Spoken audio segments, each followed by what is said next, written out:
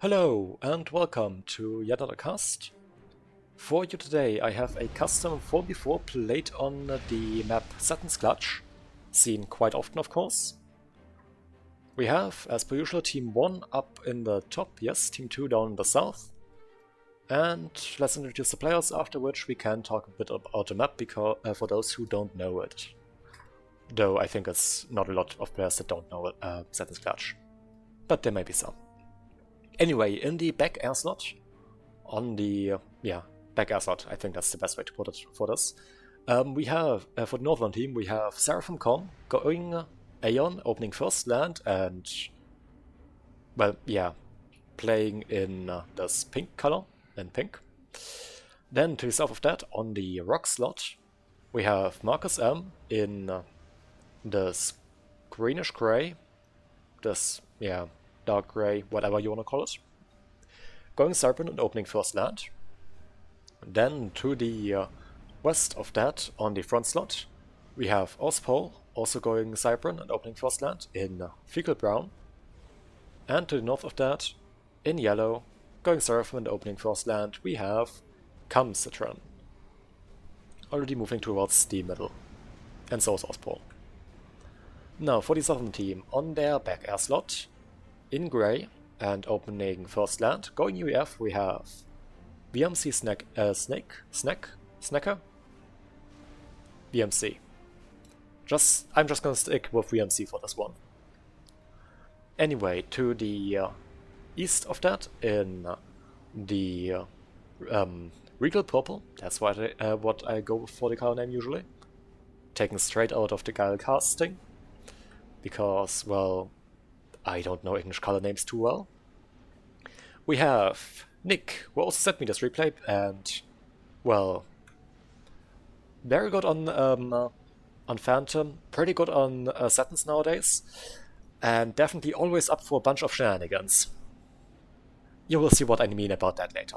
Anyway, in Regal Purple, they are going Regal Purple, opening first land as Aeon. Then, to the north of that, in the Burgundy Red, going Cypern and opening first and second land, we have Paragon already going towards the front. And last but not least, on the rock slot, for the southern team, we have JT in red, going Seraphim and opening first and second air, I think. Not too sure, missed their opening, but since there are 2 air factories and no land factories, and it's a bit early to reclaim your land factory, I expect that they went first air. Already with the transport out to grab their side island. Right here. Now, about Seton's Clutch, for anyone who doesn't know, we have we have the middle with, well, let's just take count, I can never remember how much reclaim there is. And I almost closed OBS, that would have been very bad. No, I don't want to close OBS. But yeah, we have around 11k reclaim in the middle.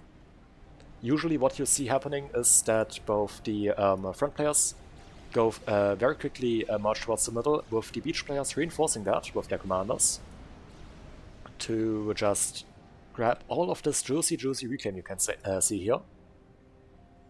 Fun fact, this is actually where also the area where the trailer for the original game started, all the way back in 2007. A trailer I never saw when it came out because I was way too young to actually see any game trailers at the time. But let's not go there. Anyway, commanders from Ospol and Paragon are already sacking up the mass down here. Seton also on the way to get there to sack up that mass. Nick, on the other hand, deciding to not go for the middle, meaning that their teammate Paragon will be facing a 2v1 situation down here, putting them at a big disadvantage. Then the other thing you'll see is these, now anyway, are these side islands that are close to the rock slots for the rock players, who are also called rock players because not only do they get a cliff, they have a bunch of rocks to reclaim to get their eco up faster. And what you usually see is at around the 3-minute marks, the rock player does drop the side island to grab the 5 additional maxes they get up there, which usually gives the rock player a eco advantage over the beach players, causing sort of a circular action where the rock player just stomps the beach player, and you get that on both sides, though you also generally see the front players dipping their toes into the navy at some point to balance that out.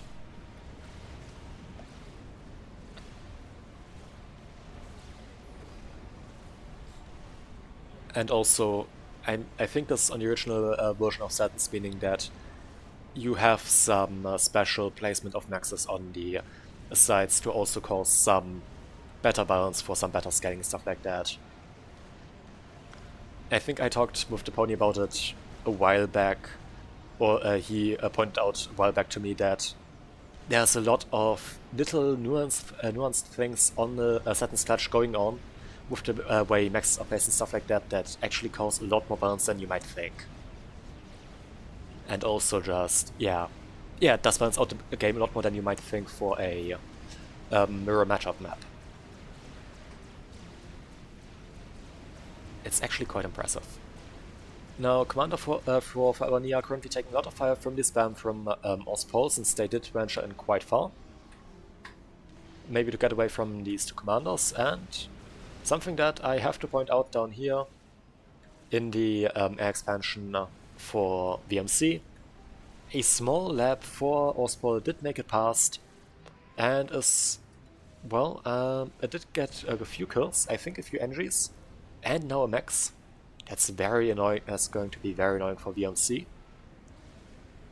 Other big thing to point out on the Setons about the meta, or about the Setons meta, the air player does not actually go for any T1 or T2 air usually, in most cases. There are some weird builds where you do see that, but the general meta does not really do that. What you instead see is that the air player goes straight for T3 air. Well, they do get their T2 pigeons to afford that, but straight T3 air with with some heavy ecoing in the early game to allow for that quick upgrade. And with that, good players that are well versed in the meta can get their T3 air up at around 9 to 10 minutes. So very optimized timing right there. Though this is one of the original maps, meaning that there were around over 15 years now to optimize the meta on this map. It's not too surprising.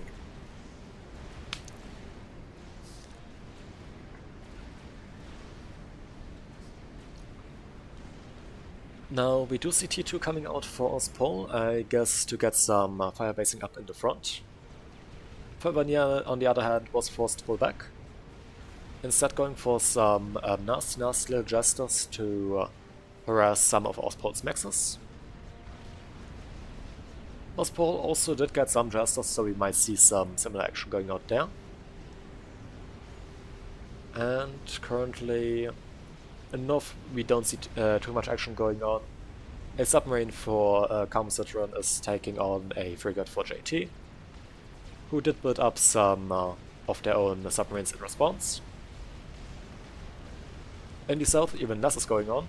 There is a singular bomber out for VMC that is, I guess, trying to do something, is trying to be a nuisance on the side island, but honestly I don't expect it to do too much, and it was picked up by an interceptor, so it doesn't do anything.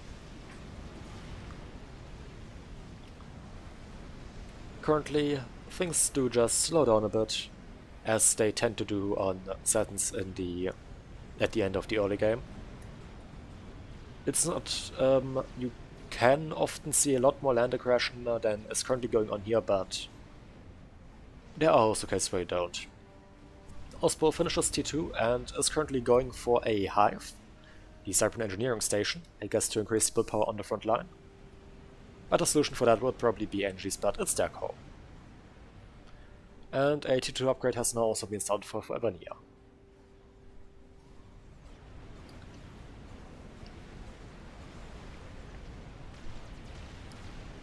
While we don't have too much fighting going on, let's see how the air players are doing, and T3 Air has finished up for VMC. They are currently going for their Pigeon. And up here, slightly ahead, we have Seraphim.com. Also T3 Air just finishing their T3 Pigeon. and now starting their T3 air production properly. But yes, BMC slightly behind, but not too much, so they can still catch up. I mean, this would be a great option for Seraphim.com to go for a cheeky strat, but I'm not sure if they would even have enough time for that until the stuff for BMC finishes up, and there comes their first spy plane, T3 PGN finishes, so yes, they can now produce ASF. His strat would no longer be working, so I guess that was really just not that much of an option. BMC is slightly behind, but not too much.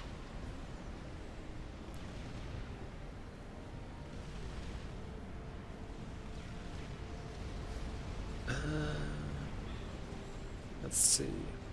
T2 now going up on the ACU for JT as well, who I think they reclaimed their factories in the main base.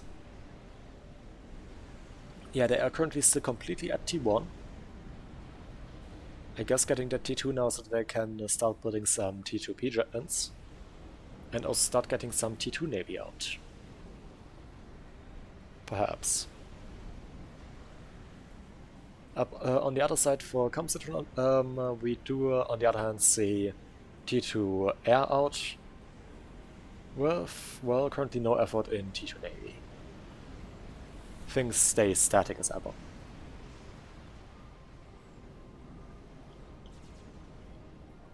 I don't think anyone's currently going for T2 Navy. Well, okay, there is T2 Navy actually queued up for Marcus M. Or Marcus. But I think that's currently the only plan to go T2 Navy that is visible from anyone.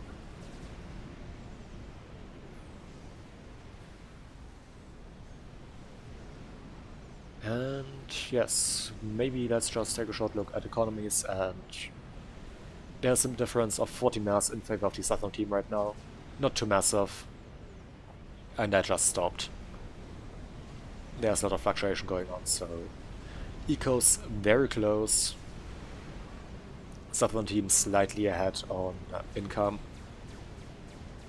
But yes, at this moment in time, not too much going on this map. Bunch of scouts going through, a bunch of T1 bombers for Evonia trying to do something, but there are already antis tagged on them, so they will just get shot down before they can achieve anything.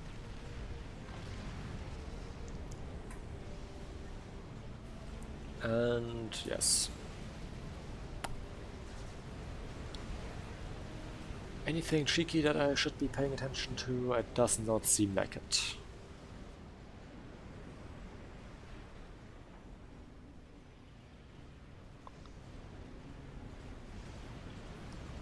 Yeah. Not much to say right now. Not too much aggression going out from anyone. Another PGN started for Seraphim Comms, so the aggregate will start now. They did pause their air factory to, I guess, afford the power cost of that. And they are now starting to get the T3 Maxes down here in the 3 Max expansion.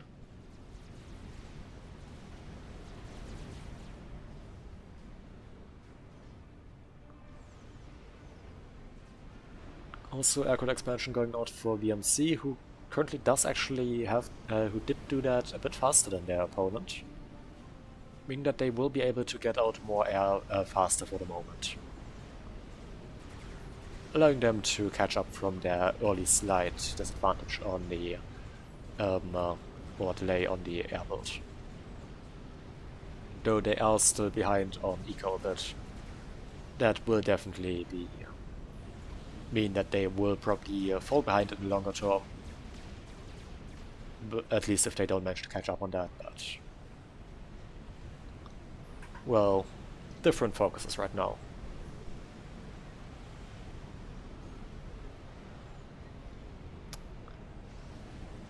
It's weird to be at 40 minutes into a game and have basically no combat noises. And right. I am going to keep this recording going as per usual and continue casting, but it looks like the stream, as this was streamed live on Twitch, is currently having a bunch of issues with its connection. But I'm gonna decide and just keep casting as per usual and ignore that for now, as this should continue working. Okay, stream is back. Never mind. Nothing to worry about. JT going for T3 on the ACU now. Currently still completely at T1 Navy.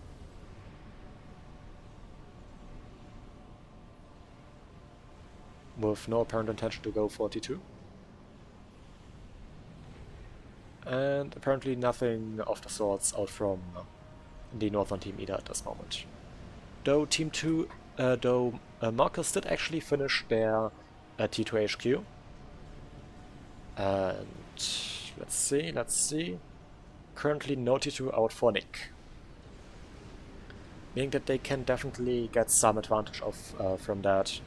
Getting out some Salems and some cruisers to cause massive destruction among the staff of Nick.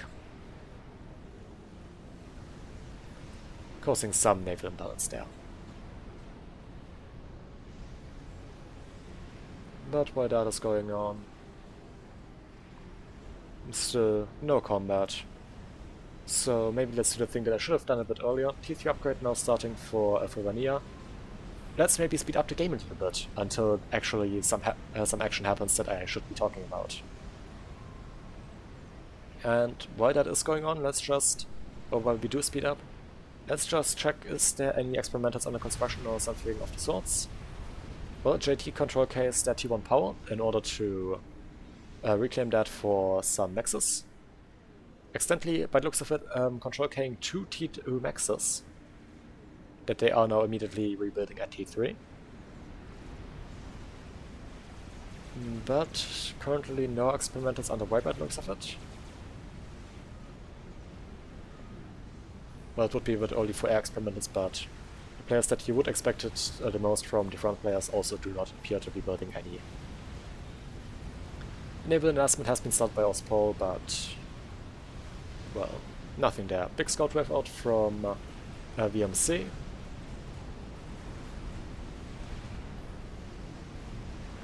But, well, big increase in naval production right here, even with T2 naval production. And T2 Navy has now actually been achieved for JT as well, who did build a T2 HQ. But saying that T2 HQ done and already T3 on the way for Seton. And T3 will be very big for Seraphim as their submarine hunters, those Yavsals are very powerful and they also have some pretty okay partnerships. Definitely not something that you would like to see as Ridley couldn't have over that factory, as JT who is currently still only at T2 Navy.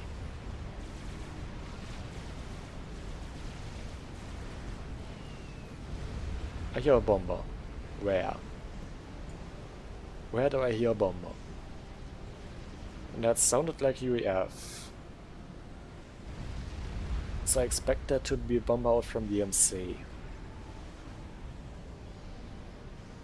And did get some kills, but I'm not too sure where. It did sound like building kills. Let's see, is there any suspicious reclaim clumps that look like a strat bomber?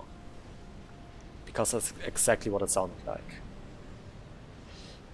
Ah, well, there is a max that went down here. I expect that I completely missed a strat bomber just taking out some stuff on the side island right here.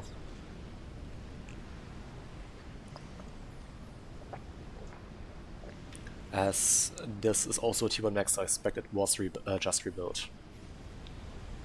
Ospol brings out the nuke, and a nuke has indeed been constructed by, what's the name? By Vanilla. God, really have a hard time today. This is probably gonna be the last cast for the stream or the day. Though for you guys on YouTube, that won't be of any importance, as that is basically my usual rhythm to go for 2 casts in a stream max nowadays. And I still put out my 3 videos a week. BMC currently just double capping their maxes in the base and getting off their secondary air grid right here, with some tertiary air factories right here.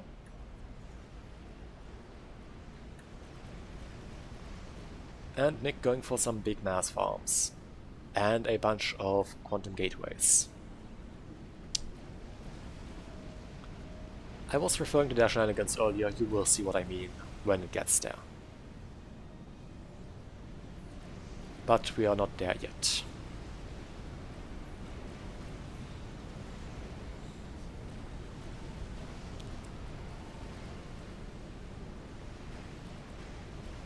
Now Yasuo's starting to be built up by Seton, and honestly those could probably force the units of JT back quite a bit, just like these battleships. So I'd say it's probably the time to start pushing. You know, striking while the iron is hot, basically. They also do have 2 more factories now at tier 3 producing.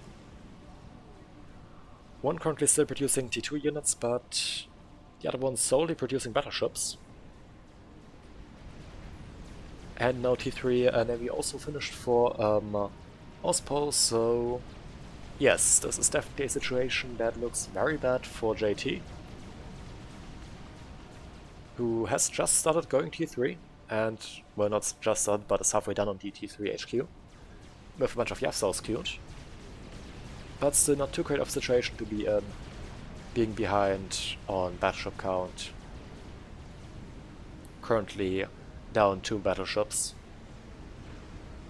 with 2 battleships being on their opposing side. And the naval engagement in the south has started off between Nick and Marcus.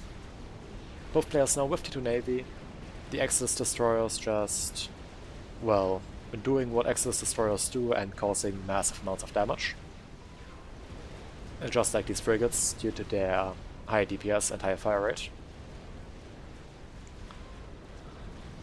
But the high range of the Cyprian Navy and the, I think, additional time that Marcus had to build up T2 units do prove to be very beneficial in firing down and shredding the units of Nick. At least the T2 units of Nick. But there are a bunch of frigates getting into the backline as well, causing damage from here. And, well, yes, damaging some of the Navy for Marcus. With a bunch of Axis also coming in, and there the nuke flies for Forever Near. And where does it fly? It flies into the main base of Marcus, who does not have a SMD. I think the nuke was pinged earlier, and there is an SMD in the base of Ostpol, who is also not loaded. Though at 24 minutes I cannot fault them for not being loaded. And the SMD for Seraphim.com is loaded, so big applause to them for actually building the SMD in time to be loaded. But Seton also not loaded, not too surprising. The nuke goes in, it lands, it takes out the main base of Marcus, which will probably allow a big naval advantage for Nick right now. If there weren't those pesky top bombers being built up by Seraphim.com, firing onto this Aeon Navy. Big problem here, Aeon Navy does not get any AA except for their specific AA ships. On T1 those are the Shard attack boats. On T2 the cruisers that are now also coming in, the Infinity class cruisers. And on T3, something that we do not see up yet, those would be the Kiefer class aircraft carriers.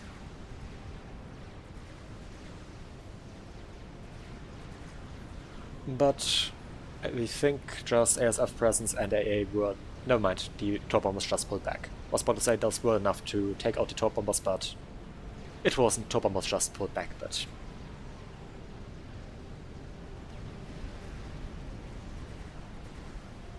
But that first nuke lands, and it does definitely devastate the production capabilities of Marcus, who I think just lost their entire power production. relying on overflow and their res upgrade on the ACU, but having but still double capping their maxes and thus getting quite a bit of eco.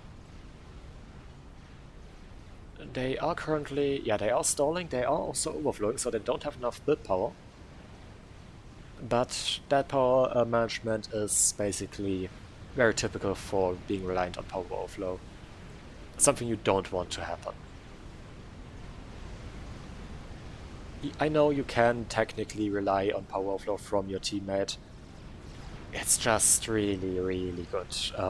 Still generally better to have your own power, since it makes you more independent, and air players can go for big investments that may just drain their power as well. But another top bomber attack goes in after Nick, taking out a bunch more navy. They do pull back for the moment. I think a few of those top bombers were also shot down, but yeah, I wanted to actually check again. But Nick is forced back for now, and T3 is now cute for him.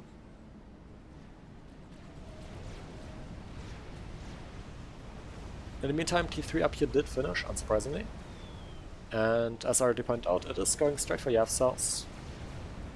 Just full on Yavsal spam. And, well, to be honest, Yavsal spam is very effective against most things. Strategic launch detected. If you see any air as well, you can also just surface the Yavsals because they have some really amazing AA. But not a nuke launches. This time it seems to be going after the stuff of Seton, who does have SMD, which is loaded once for now. So that nuke will, well, never mind, will land, since it will probably, it seems to be going after the 3 max expansion up in the north for the beach player. With some already double capped maxes out for Seton. It will now go down to the Cypern nuclear explosion. Boom. There it goes. That's gonna be very painful. And if you look at total economy, due to that, the Southern team is now at 200 mass income. That will also be a massive boon for the continued naval game of JT, since they do now have a even bigger eco advantage. Well, looking at their current economy, they did not seem to have an eco advantage earlier. And even now it's very close. So yes, it will definitely be very good for them. Bunch of farms were built up by Auspol to, I guess, try and help against the naval situation with on the northern pond with all the navy from JT. But those were just overwhelmed by Yavsals and some submerged destroyers. Because, special party trick of the Seraphim destroyers, they can submerge. Meaning that they can no longer be targeted by any normal direct fire units. But they also can no longer use their beam weapon, they are bound to only using the torpedoes. Which are, to be fair, very amazing on the T2 destroyers for the Seraphim.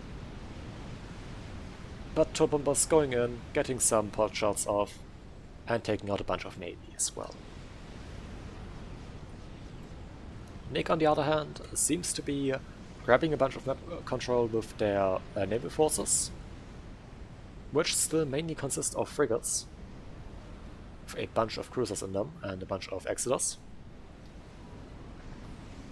Though a T1 navy, primarily T1 navy, is not too unusual, since you generally see just T1 as a means of chaff to protect against the heavier fire from any T2 or T3 navy out from your opponent.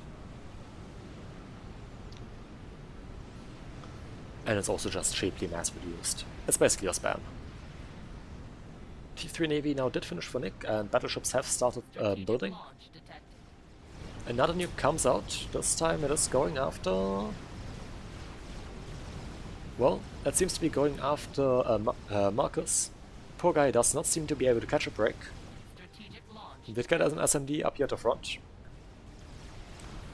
Another nuke comes out. I'm not too sure where from. But I just heard a second nuke sound and... by the looks of it, it did come out from Citrus. Right, they are Seraphim, so I suspect that this nuke was built up in the Seraphim battleship. Because special thing about the Seraphim, they do not get any nuke submarines. Instead, their not their aircraft carriers, their battleships double as a platform for nuclear missiles. There was some desperate reclaiming going out for Valvania with the hives in their main base to get as much mass back as possible, but that nuke still landed as they did not since they did not have SMD. A general rule of thumb: if you build a nuke, build SMD, because if you can afford a nuke, your opponent most likely can also afford a nuke. And you don't want to bet on them not having a nuke. Even if you scout it properly, especially if your opponent, if you have any Seraphim Navy on the field, you should expect there to be maybe some investment into nukes from that. It is very unusual, yes, but it's not completely unheard of, as you have just noticed. But due to the lack of loaded SMD, of course, Marcus, once again, loses a bunch of Nexus to a nuke. The ACU did get safe, so did survive that, but not too great of a situation. In the meantime, big wave of top bombers now going after Nick, who has started pushing again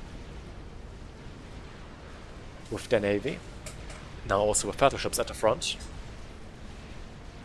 And this time also with some cruisers, though they will probably go down first to these top bombers, taking a lot of fire. ASF in the area for BMC, though those do not engage the top bombers, instead going straight for the ASF of Seraphim.com, taking the airfight. In situations like these, you basically always have the choice as the air player. Either you go for the airfight and possibly win air, or you go for the for the bombers or threatening units in that moment. Might be bombers, might be gunships, and are guaranteed to lose air, but save the theater that you are currently engaging. Though by the looks of it, BMC still lost air even though they went for the airfight. Unfortunate. I think they would probably have been better off in this case, going for the top bombers and thinning out those. As this number of top bombers is very dangerous. But multiple omens now on the field for Nick, still causing a lot of damage into these Salems and stuff like that. Strategic launch. Only problem, those won't hold up too well against these top bombers. Another nuke flies from somewhere, out from this battleship. So Seton going very heavy on the nuke train from the battleships, on the naval nuke train. And I think that is going after the naval HQ of JT, which will be massively problematic for them as they have a lot of build power stationed here. But also, of course, their HQ, meaning that if that goes down, they will no longer be able to build any more T3 out of any other naval factories, any support factories. Or for that matter, any T2 either, since they need an HQ to do that. The SMD in their main base now is at least loaded. But in the southern pond, due to the presence of these top bombers, Marcus was actually able to push Nick back, now also with their own battleships. Already 3 galaxies out. Correction, 4. And if those are marked properly, those will have a good chance of beating any omens in a fight due to outranging them. What they won't have a good chance in beating in a 1-to-1 fight are these Tempests, as Tempests do share the highest range with the of any battleship with the UEF battleship, the Summit, though as an experimental they are a bit tankier and also have Not sure if they have better DPS, but they have higher alpha damage, for sure. Key 4 class aircraft carriers that I pointed out earlier are also coming up for Nick as well. I guess due to the heavy use of air, it's just a good call to go to get some aircraft carriers as well. Just to make sure that the air is indeed covered, since aircraft carriers tend to have the best AA in this game. Now up north, big push out from JT to try and take out the Navy for Seton. Also using large amounts of hover flag to protect their stuff. We see a whole bunch of top bombers coming in trying to do something, but with all of this hover flag I don't expect that to be too effective. Also a bunch of cruisers in there as well that provide additional firepower. And with that, these top bombers just get completely shredded before they can cause any major damage.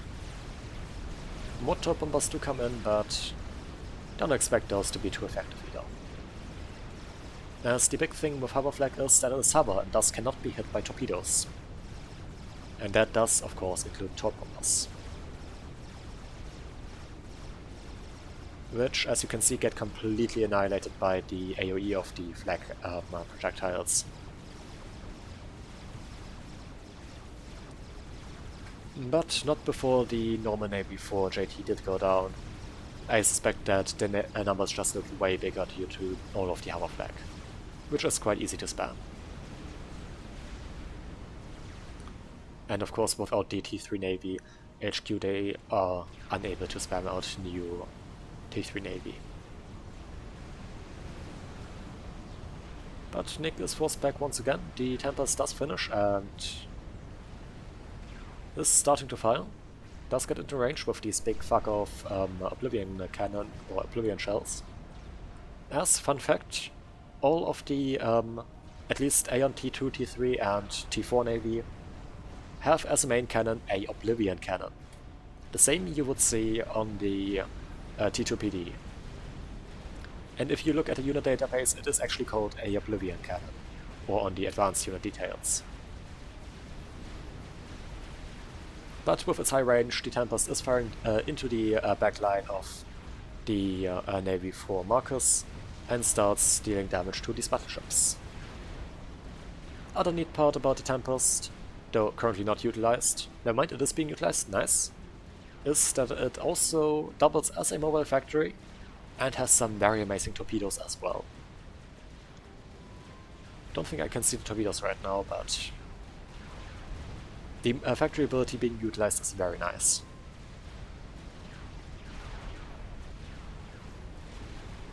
As that is actually a pretty good factory at, well, can't see the build power right now due to the due to that weird bug with the unit selected down here. But if we go back for a moment, 225 build power. That is more than a T3 HQ, though it is not able to build T3 units, with the exception of the engineer. It is still able to build T2 Navy. No, that does not matter too much, since the Force Tempest does end up going down to I guess, just overwhelming fire from battleships and just general T2 Navy. But there are more battleships coming in for Nick, with another Tempest already done. That is proving, or that is putting in quite a bit of work. And the next Tempest is also very close to finishing. A lot of Zekos already out for Nick. Which also, looking at the eco, does explain a significant, important situation. Nick currently at the highest eco in this game of 1.2k mass income, making up almost half of his team's total mass income, if we take a look at that.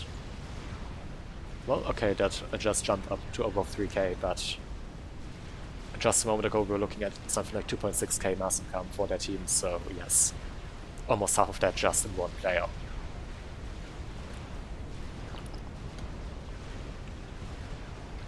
But in the long term that is gonna be a big problem for Marcus, since they don't even have half the mass income of their opponent, who is also, by the looks of it, building more mass income.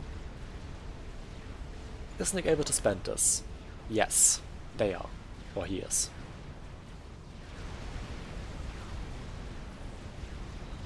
Yeah, that's definitely going to be a big issue. While that is going on, look what if there's anything interesting going on for the northern team. Any shenanigans, stuff like that? Cannot see anything of the sorts right now. There is now an SMD in the main base for Marcus. That is loaded, so they will no longer lose their base to nukes. Saying that, the nuke for the southern team went down with that naval nuke. Never mind, there is actually something going on. There is a Maglev pushing in for Ospol through the middle. With a Monkey Lord also now moving up to support. Experimental was built up for JT. And, well, I completely missed that. That is a Yolana Os. The experimental nuke launcher for the Seraphim. Able to fire nukes at rapid succession, with the special party trick of its missiles being harder to shoot down, taking 2 SMD shots, instead of just 1 like normal nukes. That's definitely going to be a big issue for the northern team, who does, well, they have some increased SMD coverage. It seems like Seton will probably be able to protect their base for now. The base Seraphim does have 2 SMDs. Never mind, the armor SMD is now coming up here as well. They will be able to probably able to protect their main base and very soon also their air grid. Their frontal air grid.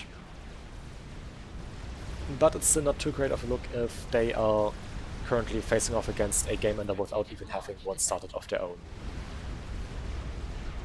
But there goes the first nuke.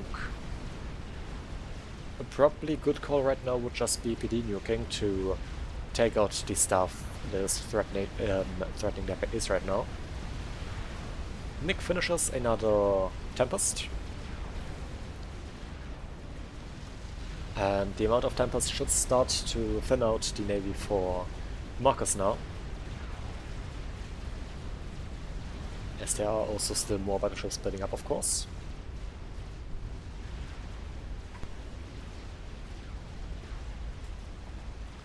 And with this, the pushback in the southern pond does seem to start for Nick. 1 Tempest currently submerged, I guess protected from the naval fire. Special ability of the Tempest also that can be submerged and used as a submarine. Though with that it cannot use its amazing cannon that you can see right here.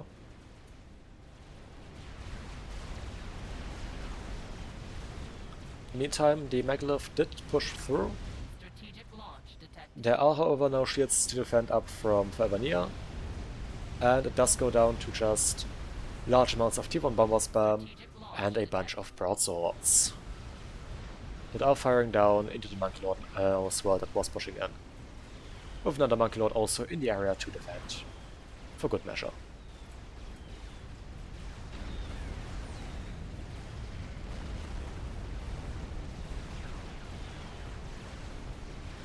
Now there was a bunch of flak moving up behind that to try and defend against stuff, I guess, against air shenanigans. A bunch of bangers, which are very good against T1 bombers, but I guess they were not moved in close enough to provide proper protection. Surf'em pointing out that their team should probably go for game ender. Their suggestion is a Paragon, considering the fact that they are currently facing a Yolana Ops. There is still a visual effect right here that makes me suggest that I just missed a nuke that landed here, because that looked like a nuke, and I guess JT just lost their Yolana to a naval nuke due to having insufficient SMD or something like that. And they decide to give up and control K due to that being their big investment, gifting over their stuff to BMC.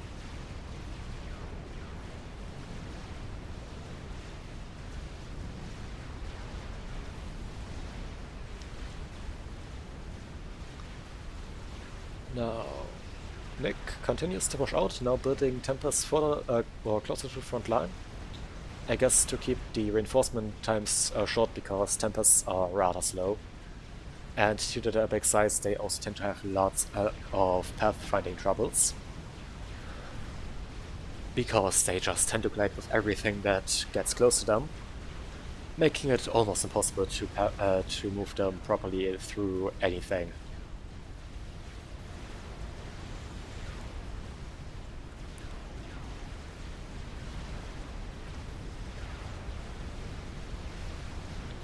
Big airfight ensues between VMC and Seraphim Commander, or Seraphim Com.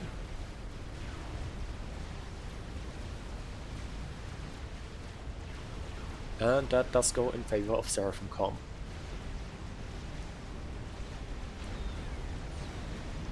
They do end up winning that. Though at the same time, there doesn't seem to be any significant opposition to the current navy for Nick. A few battleships, but singular battleships don't do well against hordes of Tempests. And I seem to have some hiccups right now. Sorry about that. But I sadly cannot control that. And the Tempest just... yeah, devastating basically anything that gets too close to them. Bunch of torp bombers coming in for Marcus, but... well, there is still AA stuff in form of some shells in the area, and wouldn't be too surprised to see Nick to start building some cruisers out of these Tempests as well. To properly defend against these Cormorant torpedo bombers.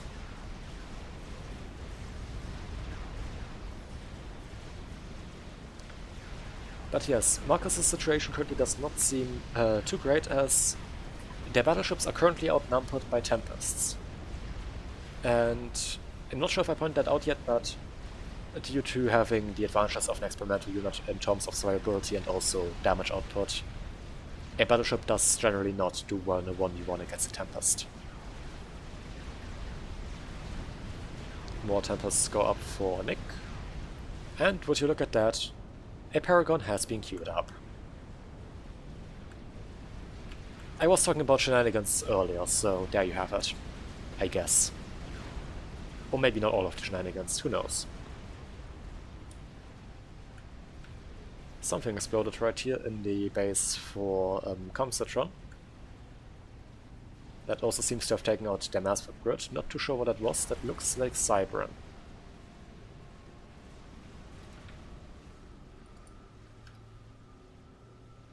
Never mind, those were Zykus, I think.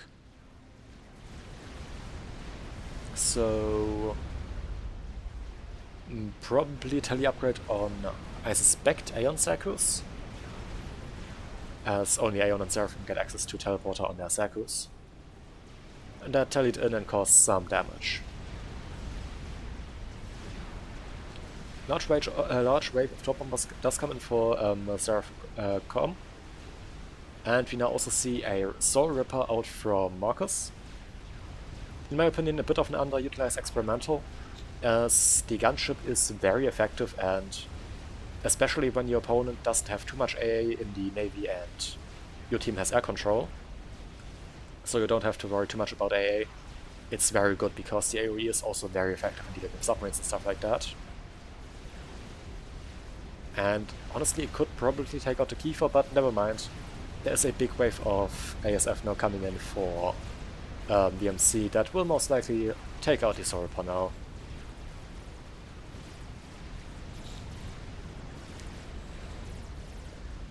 And never mind, the tally did come out from Favania, who did get some tele Seraphim Zykus.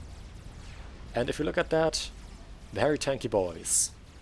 With both nano and shields, we are looking at 29k HP base, plus another 20k shield, so nearly 50k HP on these bad boys. And of course also the build power of a Zyku, meaning that it can quickly throw up PD and stuff like that, which is currently being utilized to just quickly deal with anything, or just build stuff to take out the presence of Marcus on the side island. This echo does tally out now. I guess to be used for future purposes. But that is definitely a bit of an issue. Apparently Seraphim Commander spotted a Maver, and there's a lot of mass fabs out for BMC. And yes, Maver has been started right here, and it's around 26% done. There was talk about Paragon or something like that earlier from Seraphim Com, and just in time, the Paragon did actually finish. A bunch of player defense also in the area. Big thing about the Paragon is, when started at the same time as a normal game ender, it usually cannot finish in time to counter that properly, as a game ender usually fires back, a Paragon does not. But the Paragon does allow you to quickly build up any other game enders, since you do get basically unlimited mass income. Not unlimited, you get effectively 10k mass income, which scales with your current consumption to prevent too much mass wasted on the end screen. Or at least I think that's why it scales. Maybe also just because why not. But with that, Seraphim Com is currently able to quickly throw up a salvation, already up to 38%, 40% on that salvation, just off of this Paragon. Asks Ospol to start a Scathless and to be gifted the Hives. Also supports those at the same time now.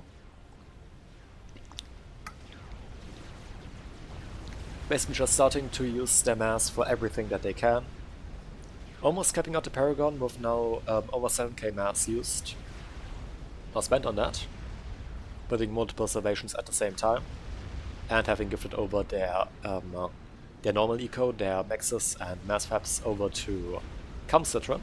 Something else you generally see quite often when people go for Paragon. That they gift over their normal economy due to no longer needing it.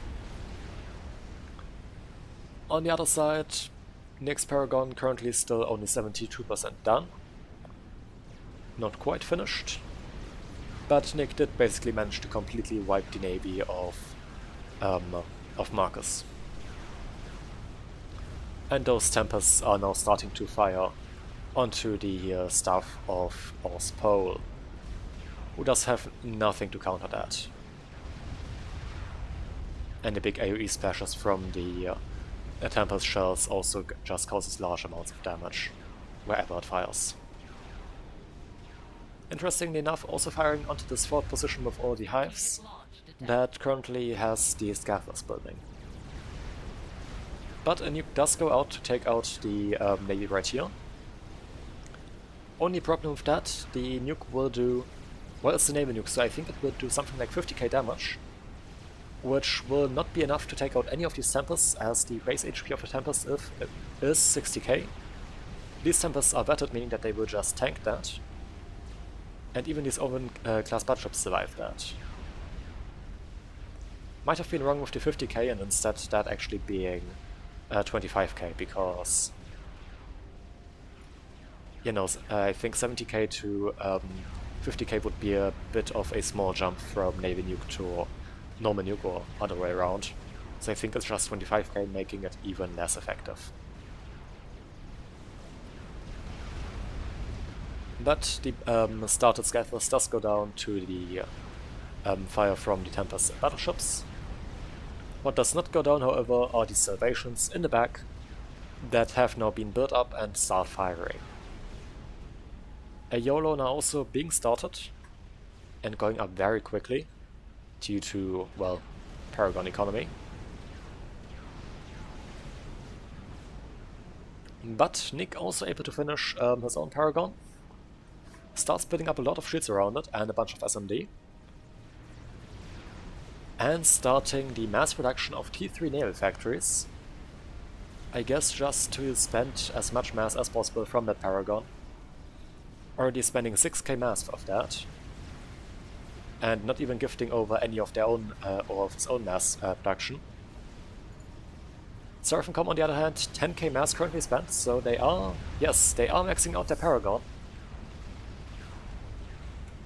Are they stalling with that? Yes, around 800 mass. Don't see people stalling with the Paragon too often. But of course, if you do too much stuff at the same time, then yes, you are bound to stall. Underscath is also started. Yolana also finishes.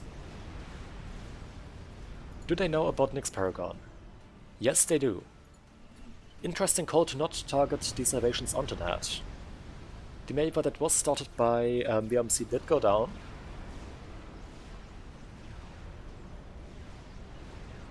And Nick currently also close to basically maxing out the Paragon at, well, 10k mass currently spent.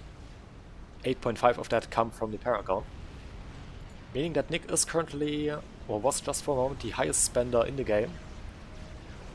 And thus Nick's team is currently also ahead on eco, though at this point these numbers are no longer reliable, as both teams, due to the Paragons, basically have that unlimited mass income that just scales, meaning that whichever team can currently just spend more mass in the moment has a higher eco.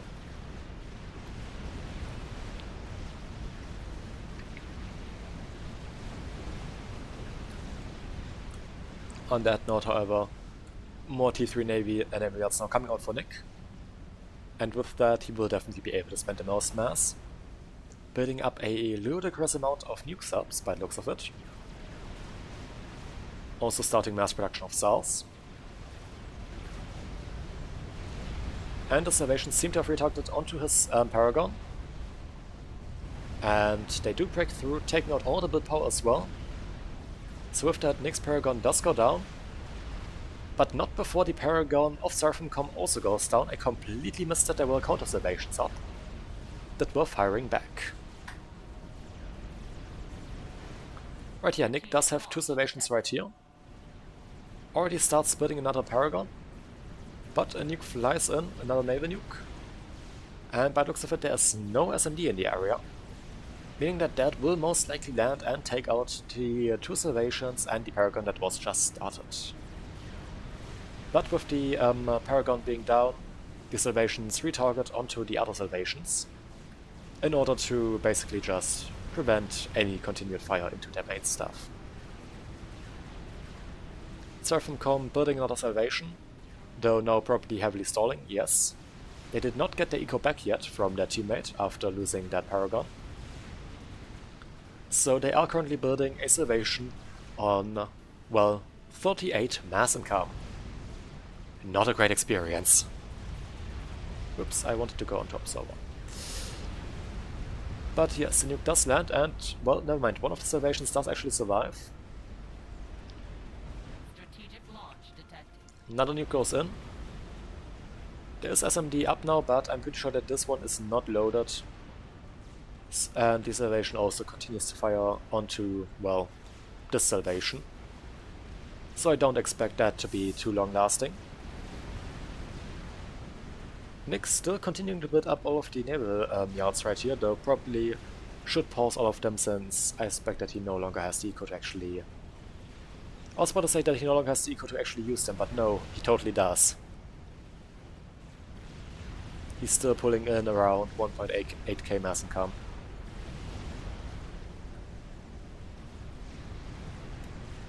Seems to have been firing. Right, I think there was maybe some landed spy planes that those battleships are firing onto. But okay, never mind. That nuke does actually get shot down, but not before the Salvations from Seraphim.com take out the Salvation of Nick.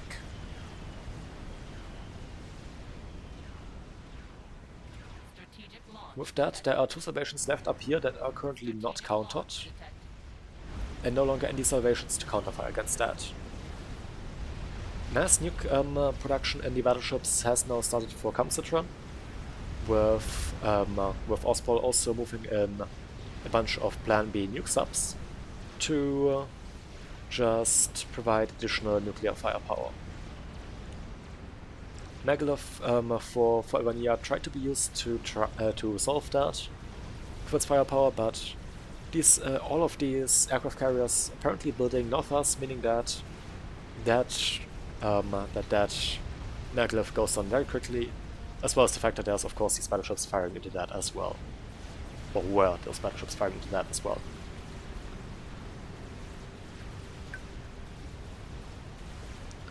But the Northers seem to be trying to go after the SMD right here. Do not succeed. And apparently Yolana is currently under construction for Albania. Launch detected.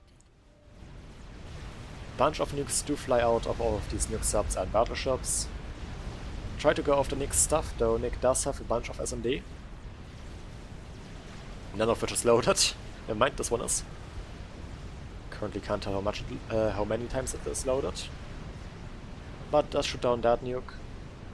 It does not shoot down that nuke, so it wasn't loaded. One times too few. Strategic launch detected. Strategic launch detected. More nukes come in. Continuing to saturate the area, especially Nick's base, with stuff, with nukes. Strategic In the meantime, launch Nick trying to get another Paragon up.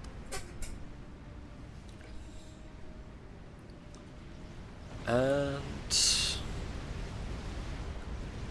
well, not too sure if those nukes actually do get in close enough to take out that Paragon, though I don't think that they will. More SMD built up, though, that will immediately go down to a nuke. There it goes, and yes, the Paragon is actually far enough away to stay safe. In the meantime, the Lonaos up here did actually finish, so it is firing nukes. But not before Nick can send in, or there is still disaster that Nick built up while he still had his Paragon, that he can now just utilize to take out the Salvations. And also the Yolanaos now. Bunch of AAs, so the Tsar does take a lot of fire, but it will probably just break through these shields and take out the Yolanaos very quickly. There it goes.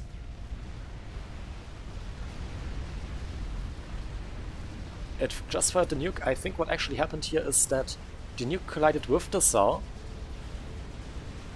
impressively enough, and just, well, the effects of the nuke just caused the splash of that just caused everything in the area to die as well.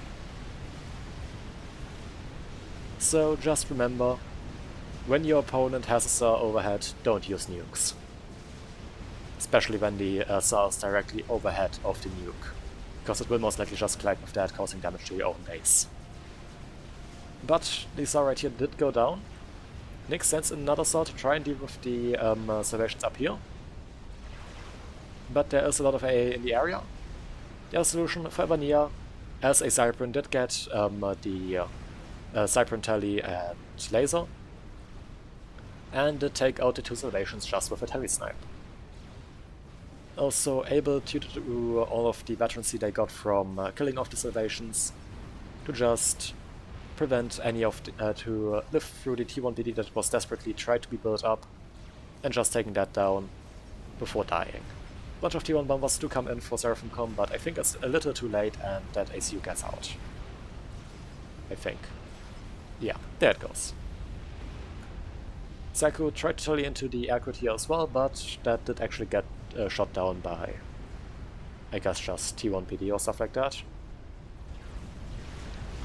But yeah, ACU up here, pretty safe. Technically in a pond that is not safe, but whatever. Big use of top bombers now out from BMC to try and deal with the naval situation in the southern pond.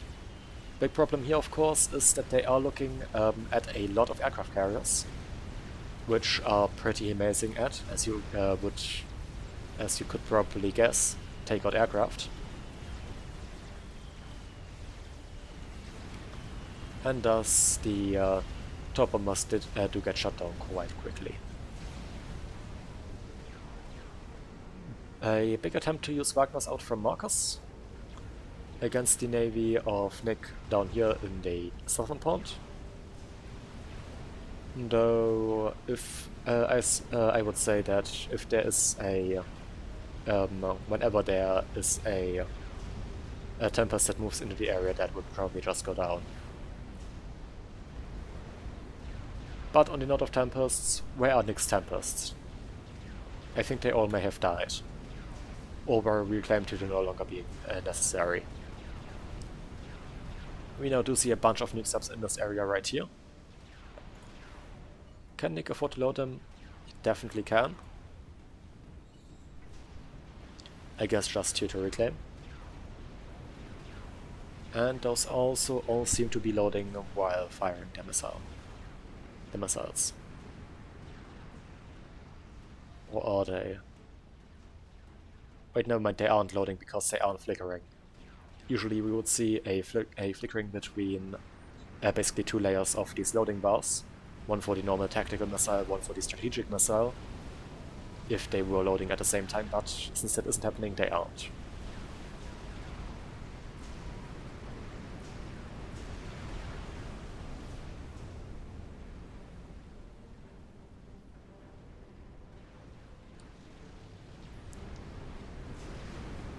Now, second Paragon for Nick still underway. This one is going relatively slowly, but it might eventually finish. And there's currently no longer any massive nuke threat there. Paragon did tally down into the southern pond to be more safe there. Good call when it comes to that. But currently we are looking back at a game without any game enders in it.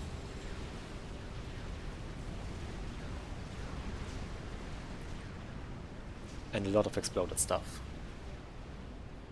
Though saying that Seraphim.com is trying to build another Salvation, and is already at 75% for that, so that is about to finish. Well, not about to finish, but relatively close to finishing. The nuke subs for Ospo now being utilized to bombard the, nuke little stuff that Forever Nia still has left in the base that formerly belonged to JT. A bunch of the own bombers also coming in. So I guess we will see a snipe from that very soon. Also with a bunch of Northas there. Maybe to go after SMD. But the nuke lands, though there was nothing important to take out of that.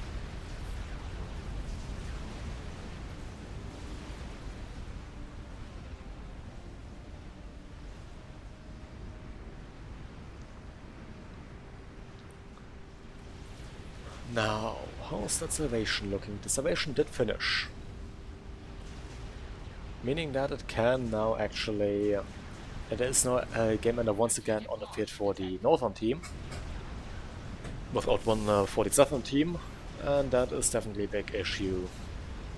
Though I don't think they are aware of the... No, they are not aware of Nick's current intention to build this Paragon right here.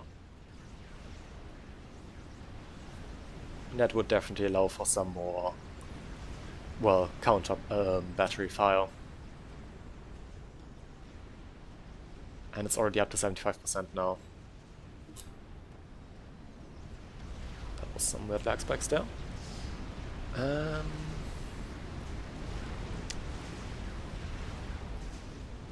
Holy shit, that's a big scout wave. On the other hand, that's a big cloud of aircraft carriers as well, that can also just make a lot of ASF. Basically win air in an instant. But if you have this amount of spy planes, there's no need for basically no need for an Eye of Rian, because, well, you see everything. With an Eye of Rian, you see one area quite well. With this kind of scout wave, you see everything. You see the entire map. There's nothing you cannot see. But Paragon are also being built up by Seraphim.com as well. Another one. Salvation right here is firing. But Paragon for Nick did finish. So what do we see from coming out of that now? Currently around 4k mass used, and...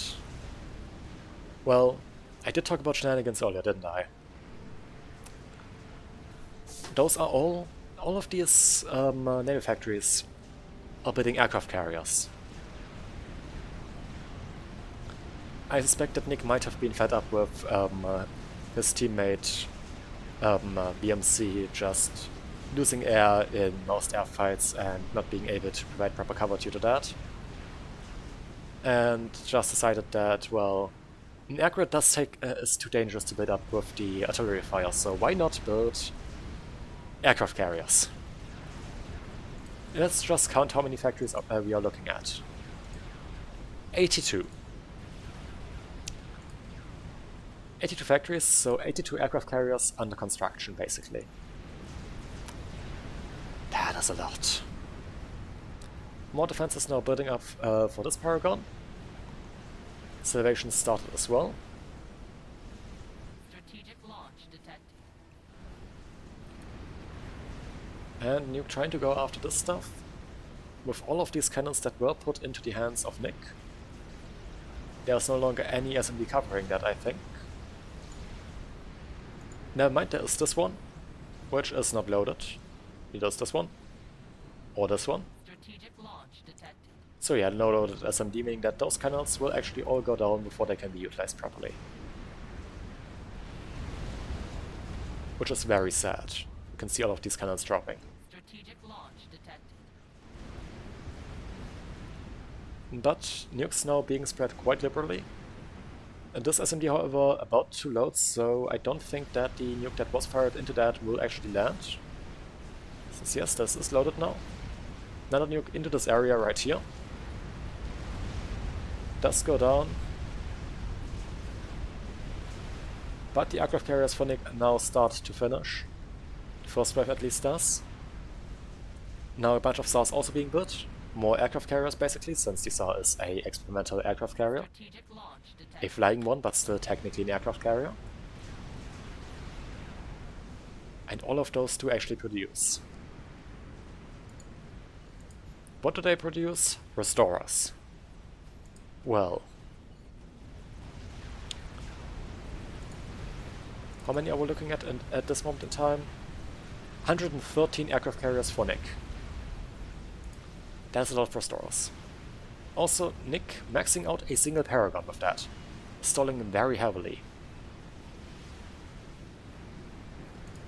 Stalling, yeah, 5,000 mass, basically spending 150% of his own mass income right now with a Paragon. So with that, yeah, of course, highest eco in this game. Almost 10 times the mass income of their opponent. Or of the northern team. Who is still building, and for that, Seraphim.com is still building that Paragon right here. It is under fire from the Salvation of Nick. But the Paragon here has been noticed, so there is no Salvation fire coming down onto that, but the shields do get a large amount of resistance, meaning that they will probably just hold out against us without going down.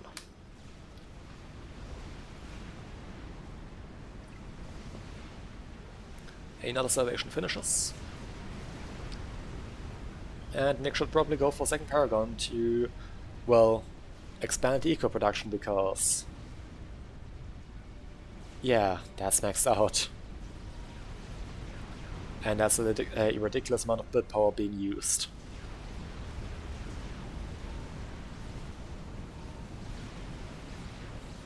So the current mass stall for him should not be too surprising.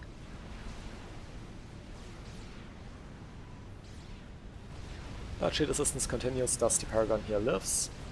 Paragon up here that was started did go down to the artillery fire. And I expect the next target will probably just be a Salvation right here.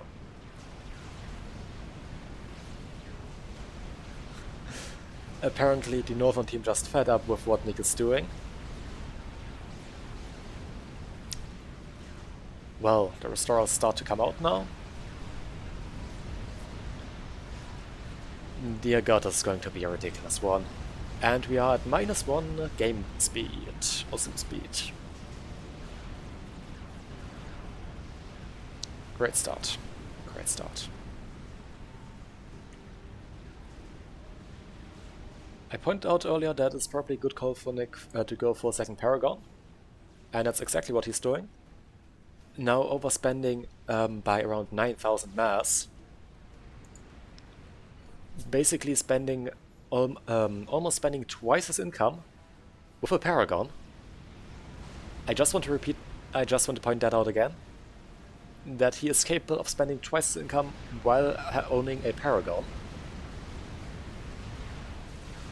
So I think I pointed out earlier his tendency for weird shit and shenanigans to a surprisingly effective extent. Yeah. Yeah. Yeah. I think it's obvious what I meant with that. He does give over his mass income to the MC.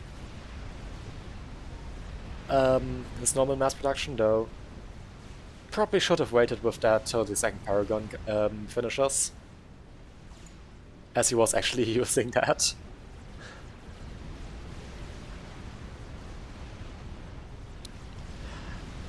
I'm sorry, I still can't really get over the fact that he's just making that much mass, and also just spending that much mass. I think the spending is the more problematic part here. But due to the counter-salvation fire, the salvation built up by Serphencom is about to go down now. As the shields surrounding it do fail, and salvations do hit now, which do end up taking out the artillery. Meaning there's no longer a threat to Nick's own production stuff.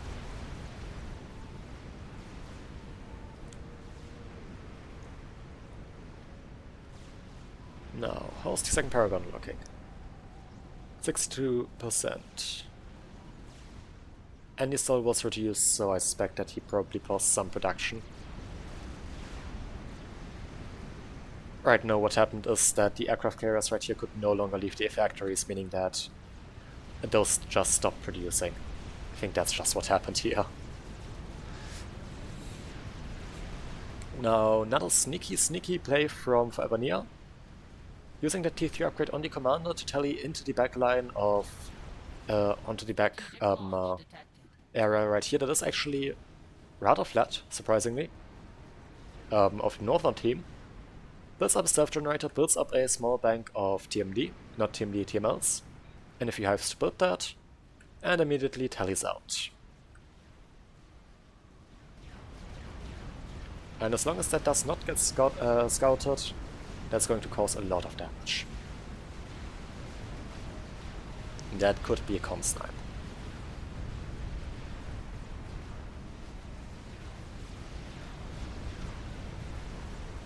But second Paragon Phoenix about to finish.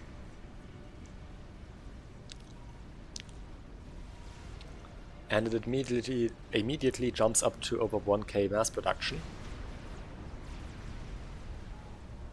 But with that, the northern team does end up just recalling because, well, looking at everything Nick had, there's no point trying to do anything about that.